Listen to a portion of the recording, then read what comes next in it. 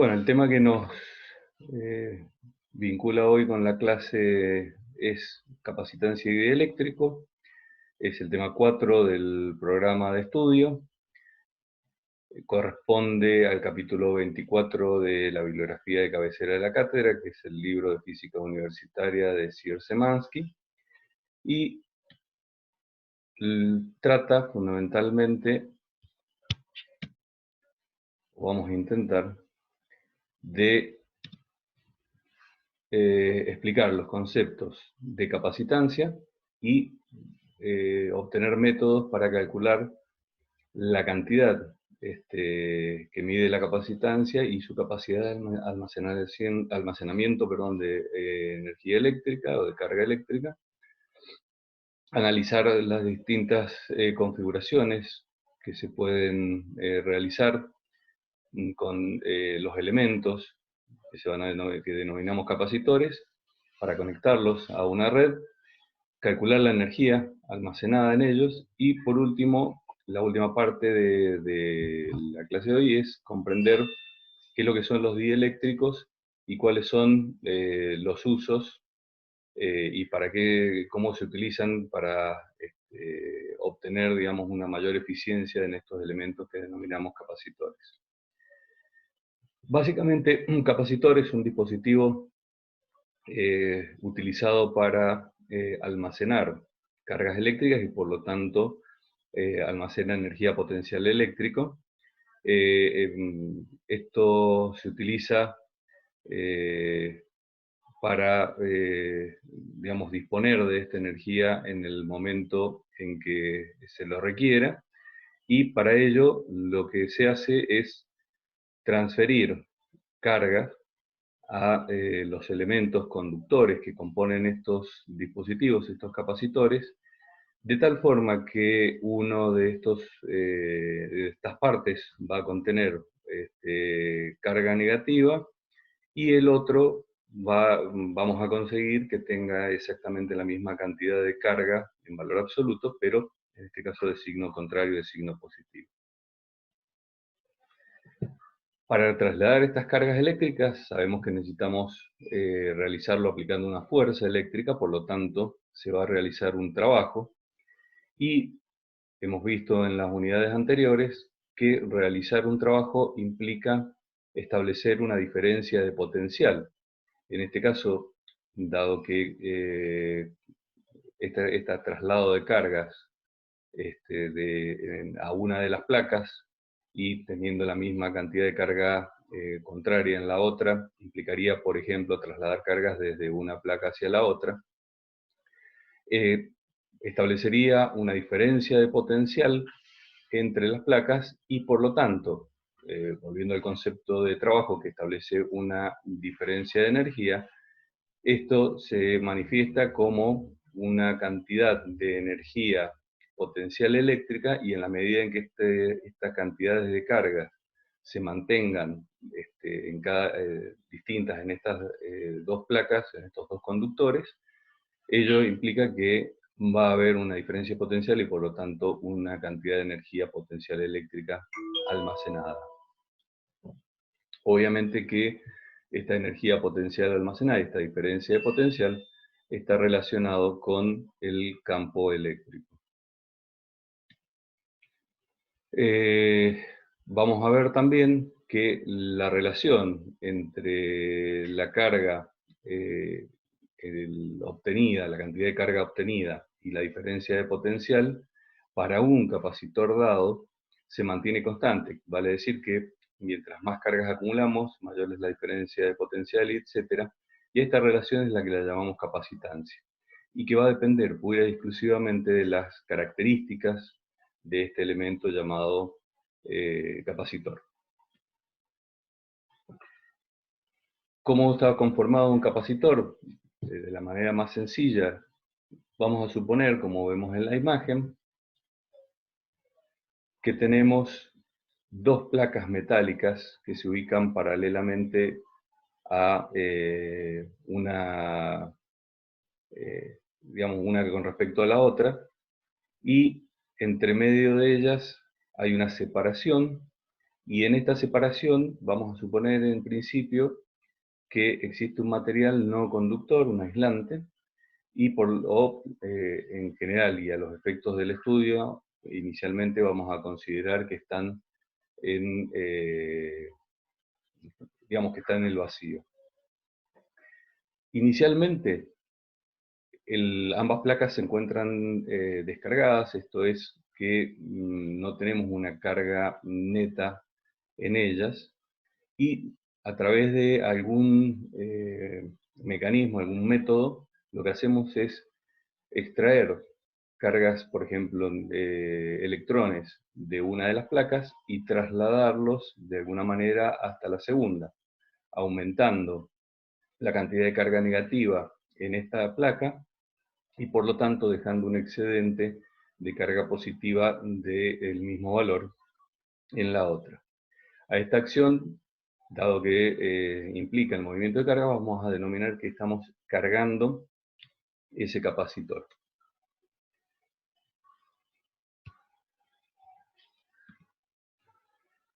De tal manera que vamos a obtener, luego de concluido este proceso, una cantidad similar de cargas en cada una de las placas, pero de signo contrario. De todas maneras, la cantidad de carga neta de todo el conjunto, o sea, del capacitor, sigue siendo igual a cero.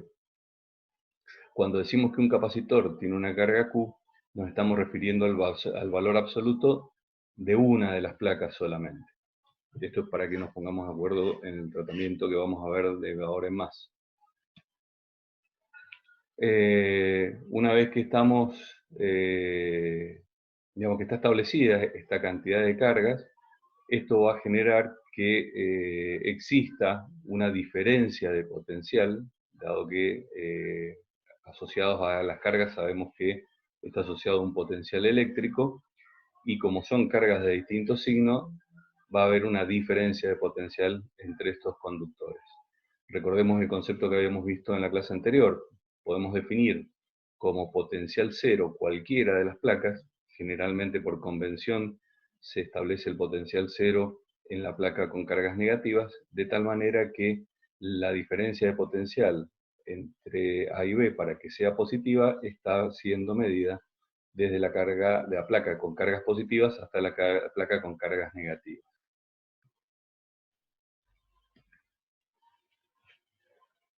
Como esta relación, antes de proseguir, recordemos que, bueno, como son placas metálicas, placas conductoras, va a haber o se va a obtener una distribución de estas cargas eh, uniforme en cada una de ellas e igual en una placa que en la otra. De tal manera que vamos a encontrar entre ellas una diferencia de potencial independientemente del punto en donde estemos midiéndola sobre cada una de ellas, pero que esta diferencia de potencial observamos que es proporcional a la cantidad de cargas. O sea, si aumenta la cantidad de cargas, va a aumentar la diferencia de potencial exactamente en la misma proporción. Y como habíamos anticipado, a esta razón, a esta relación, la denominamos capacitancia del capacitor. La unidad para medir la capacitancia es el farad, en honor a uno de los físicos que experimentó. No fue el primero que descubrió este fenómeno, pero sí el que más influyó, digamos, en su estudio, Michael Faraday. Y otra cosa también a tener en cuenta es que cuando hablamos de capacitancia la estamos representando con la letra C, que era la misma que utilizábamos como unidad del Sistema Internacional para las Cargas, que es el Coulomb. Para ello hay que prestar atención, ya que en el texto del libro y también acá en la presentación, cuando hablemos de la capacitancia, la vamos a representar en negritas y itálicas, o sea, inclinada, mientras que la unidad Coulomb la vamos a representar simplemente con la letra C mayúscula, que no la vamos a escribir ni en cursiva ni en negrita. De tal manera que, en definitiva, esta diferencia de potencial que observamos y que logramos, sabemos que está relacionado con la energía potencial eléctrica. Recuerden que la definición del potencial eléctrico es la cantidad de energía potencial eléctrica por unidad de carga, o sea que básicamente es el mismo concepto, de tal manera que la energía potencial que va a haber en tanto se mantengan las cargas y por lo tanto esa diferencia de potencial, la energía potencial eléctrica almacenada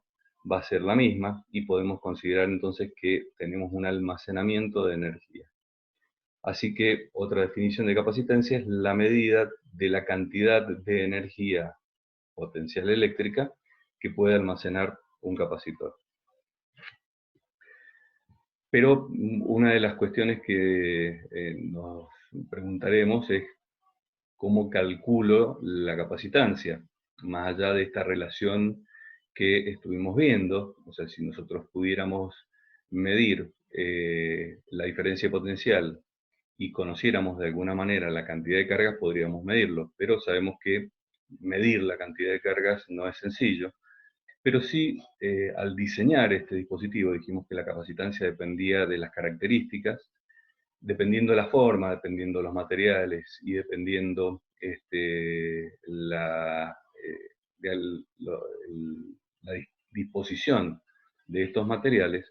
podemos determinar cuál es la capacitancia. Entonces vamos a seguir con este modelo sencillo del capacitor de placas paralelas, como habíamos visto, son dos placas que se ubican paralelamente una a otra. En este caso vamos a considerar que tienen un área dada, ambas placas tienen la misma área y están separadas una distancia d, en donde esta distancia es muy pequeña comparada con las dimensiones, por ejemplo, en este caso que hemos representado en forma de un cuadrado de los lados de las placas. A este tipo de arreglos, por la disposición que tienen las placas, le denominamos capacitor de placas paralelas. Al obtener estas cargas de distinto signo en cada una de las placas, esta distribución de cargas es uniforme, por ser placas conductoras, se van a ubicar en la superficie, y esto va a establecer entre las placas un campo eléctrico que, como vimos anteriormente, es uniforme. Esto es que sacando los efectos que podemos llegar a tener en los extremos, que es despreciable, como dijimos, frente a las dimensiones de las placas, podemos considerar, sin cometer un error apreciable, que el campo eléctrico es uniforme entre las placas en toda su superficie. Al ser un campo eléctrico uniforme, su valor y su magnitud es constante en cualquier punto, y habíamos obtenido, en uno de los ejemplos del capítulo anterior, que aplicando la ley de Gauss, su valor,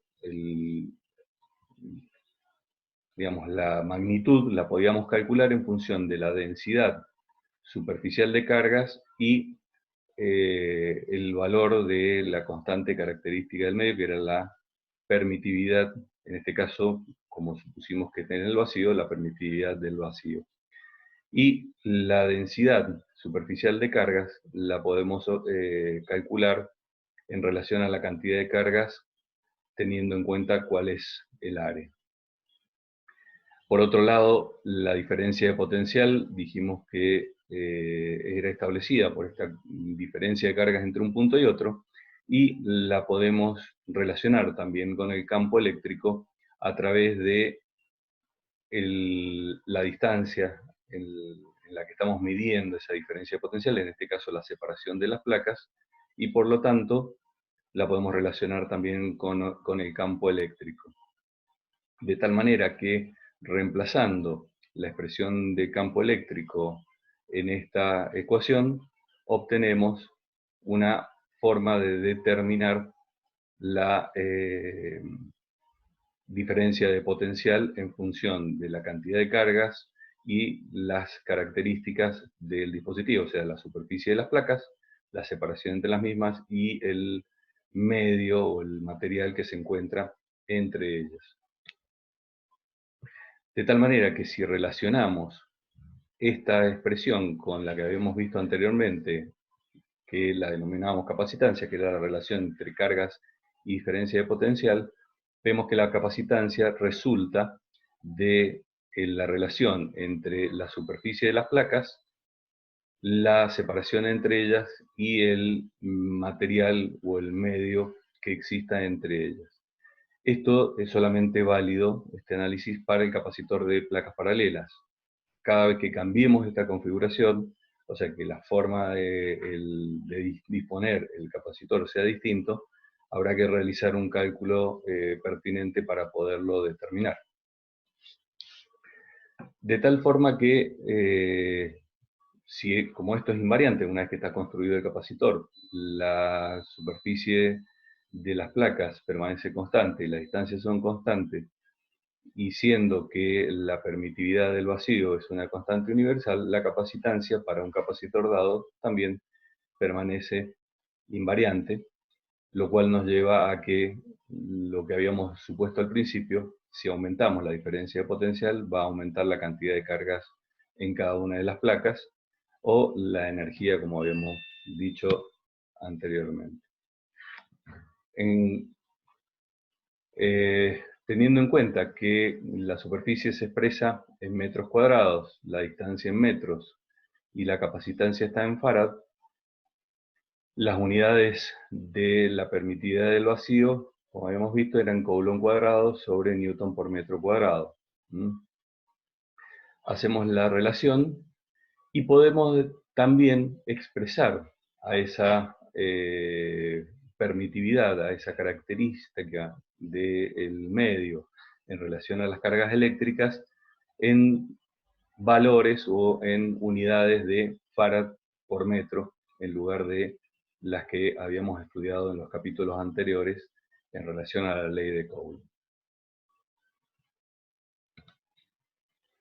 En general, la unidad de medida, el farad, es una unidad de capacitancia muy grande. Hay un ejemplo en el libro en donde ustedes pueden determinar qué dimensiones debería tener un capacitor de placas paralelas para que tuviera una capacitancia de un farad, pero lo más probable es que nos encontremos con, digamos, en la industria o en la práctica, y también en los ejemplos que vamos a ver, con unidades de capacitancia que son submúltiplos del farad. Los más difundidos son el microfarad, que corresponde a la millonésima parte de un farad, el nanofarad a la milmillonésima parte de un farad, y el picofarad es a la billonésima parte del farad, o sea, por 10 a la menos 12. Vamos a ver un ejemplo de las propiedades de un capacitor de placas paralelas. Para ello vamos a suponer que está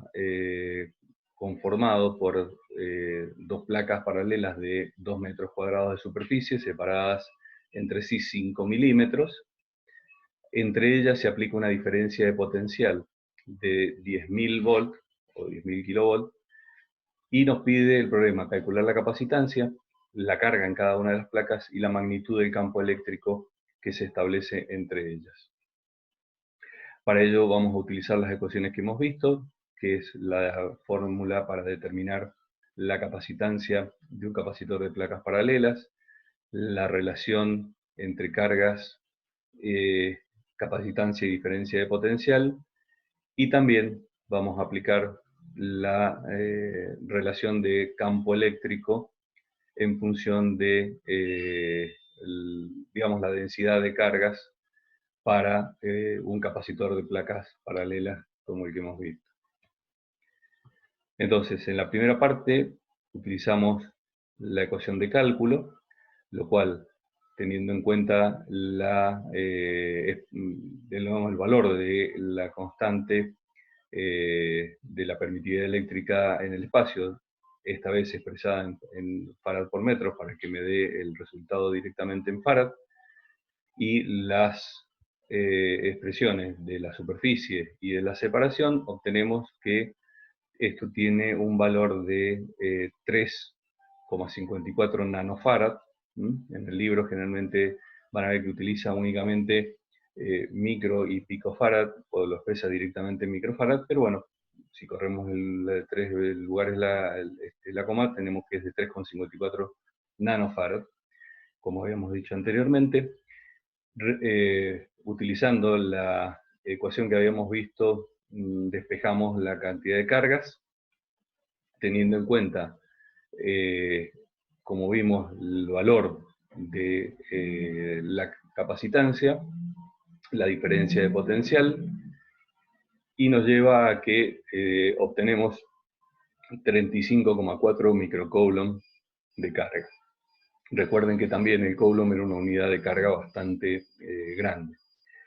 Teniendo en cuenta que vamos a suponer que la placa negativa del potencial cero y la placa positiva, que también tiene la misma cantidad de carga, pero signo distinto, tiene mayor potencial, y teniendo en cuenta, o sea, considerando que el potencial cero está en la placa negativa, entonces podemos despejar el campo eléctrico, que nos da un valor de 10 a la 6 newton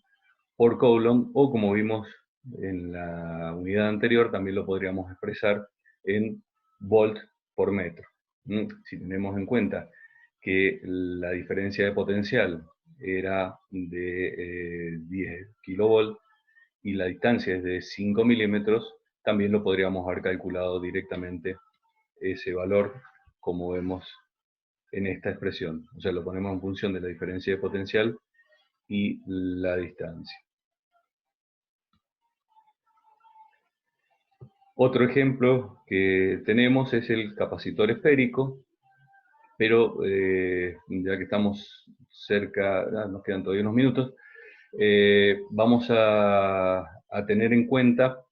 que se puede formar un capacitor si consideramos dos esferas. En este caso estas dos esferas son concéntricas, las dos esferas son huecas, una ubicada dentro de la otra, cargada positivamente, como vemos acá en el dibujo, y obviamente para formar el capacitor requerimos que la esfera exterior esté cargada con la misma cantidad de cargas, pero de signo negativo, de signo contrario. La interior es más pequeña y la exterior es un poco más grande. En este caso, lo primero que notamos es que la superficie de las esferas, dado que dependen del radio al cuadrado y siendo los radios distintos, no son iguales, por lo cual no podríamos utilizar la misma ecuación para calcular la capacitancia que en el caso anterior. Pero sí se va a mantener la relación entre la cantidad de cargas, dado que la cantidad de cargas en ambas esferas es igual, y la diferencia de potencial entre cualquier punto también va a ser igual, ya que para tener la misma cantidad de cargas en una superficie menor como es adentro, la densidad superficial de carga en la esfera inferior va a ser mayor que la densidad, o sea, la cantidad de cargas por unidad de superficie que tenemos en la esfera exterior, que tiene la misma cantidad de cargas, pero una superficie mayor. Vamos a ubicar, como vemos acá en el dibujo, una superficie gaussiana, esto es una esfera imaginaria entre ambas esferas metálicas, en particular en el espacio que existe entre ambas. Una de las características que habíamos visto cuando estudiamos el fenómeno de conductores cargados es que en el interior del conductor cargado el campo eléctrico era nulo. Vale decir que si consideramos el campo eléctrico generado por la esfera exterior, la que está cargada negativamente, hacia el interior de la misma, el campo eléctrico es nulo, o lo podemos considerar cero. O sea que todo campo eléctrico va a estar determinado exclusivamente por el campo eléctrico externo de la esfera interior. O sea, hacia el interior de la esfera también el campo eléctrico es nulo, pero hacia el exterior podemos considerar que existe un campo eléctrico. O sea que la esfera exterior no va a contribuir al campo eléctrico entre las esferas. Teniendo en cuenta que la esfera interior tiene una carga Q positiva, podemos determinar el potencial, como habíamos visto, considerando que el potencial en el exterior de la esfera, o sea, una vez que nos alejamos de la superficie,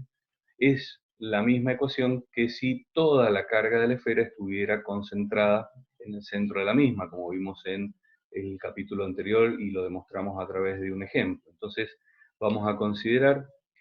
en este caso, que el radio a partir del cual vamos a comenzar a tener en cuenta el campo eléctrico es el radio A, que es el radio de la esfera que está dentro, hasta llegar a la esfera exterior, cuyo radio es igual a B, que es donde vamos a considerar digamos, el fin de este campo eléctrico. Teniendo en cuenta esta, la diferencia de potencial va a ser el potencial en A más el potencial en B, operando un poco matemáticamente, sacando el factor común y sacando como un denominador en esta expresión, llegamos a esta expresión que nos da la fórmula de cálculo de la diferencia de potencial en función de la cantidad de cargas de, en este caso, la esfera interior, que es la que contribuye, como dijimos, al campo eléctrico, y la relación de radio. Vale decir entonces que la capacitancia de este capacitor de esferas conductoras concéntricas tiene la expresión que vemos en este término, en donde observamos que hay una diferencia bastante importante con respecto a la que obtuvimos para las placas paralelas, teniendo en cuenta que en este caso este 4pi y la relación de radio es el factor de forma, en donde digamos, este radio multiplicado por el otro tiene, si bien no es exactamente lo mismo, pero tiene similitudes a digamos, una superficie, mientras que la diferencia entre los radios es una distancia, y este es el medio que está entre las placas, que en este caso es el vacío. Si tenemos en cuenta que esta expresión en la parte superior corresponde a la media geométrica entre las dos áreas de las placas, o sea, sería un área imaginaria que se ubica entre medio de ambas, no necesariamente en la mitad, sino que es en la media geométrica. Podemos expresar nuevamente esto de la siguiente manera, en donde tenemos la permitividad eléctrica, esta área geométrica media y la distancia que hay entre las placas. Esto vendría a ser a considerar que ambas esferas, lo cual digamos físicamente es imposible, pero que ambas esferas tienen la misma superficie y que están separadas a una distancia d. Esto, digamos, como dijimos físicamente es imposible, pero si imaginamos que son esferas muy grandes, donde las superficies son bastante grandes comparadas con la separación, que puede llegar a ser, por ejemplo, de algunas décimas de milímetro, se aproxima bastante esta solución a la que habíamos encontrado, ya que las áreas son bastante similares y son mucho mayores respecto de la distancia, y esta forma sí se aproxima o es muy similar a la que habíamos visto para el capacitor de placas paralelas. En este caso, el factor de 4pi de la esfera aparece porque lo consideramos dentro del cálculo de esta área geométrica media.